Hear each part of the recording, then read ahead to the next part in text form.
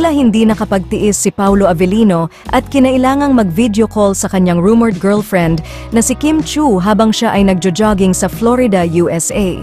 Kasalukuyang nasa Florida si Paulo para sa isang event, ngunit hindi ito naging hadlang para sa kanilang sweet na komunikasyon.